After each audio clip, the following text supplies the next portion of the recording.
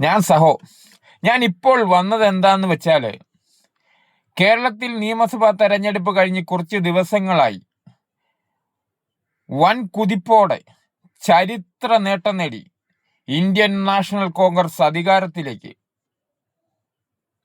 അവിടെയാണ് പ്രശ്നങ്ങൾ തുടങ്ങുന്നത്. കോൺഗ്രസ് അധികാരത്തിൽ വന്നു.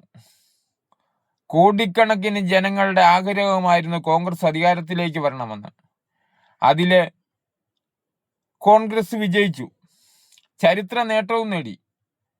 എന്ന് വെച്ചാൽ ഇപ്പോൾ ചെറിയൊരു പ്രശ്നങ്ങളുണ്ട്. ഇന്ന് കേരളത്തിൽ മുഖ്യമന്ത്രി ആരാണെന്നുള്ള ചർച്ച നടക്കുകയാണ്. അതിൽ കേരളത്തിന്റെ ഒരു ചുണക്കുട്ടിയുണ്ട്, വി.ഡി. സതീശൻ.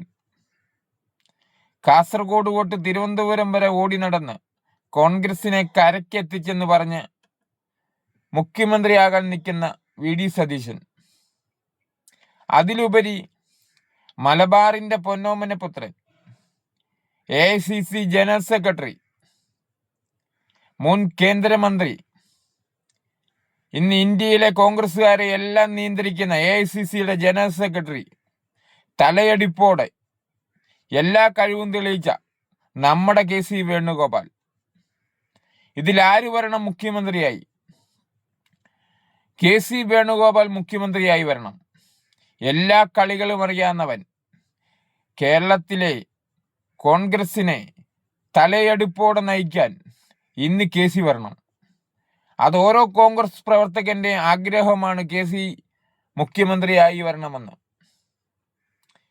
ഇന്ത്യയിലെ കോൺഗ്രസിന്റെ എല്ലാ കളികളും പഠിച്ചവൻ, ആ മനുഷ്യൻ വരണം മുഖ്യമന്ത്രിയായി. കേരളത്തിലെ ജനങ്ങളുടെ എല്ലാം ആഗ്രഹമാണ് മുഖ്യമന്ത്രിയായി KC വരണമെന്ന്.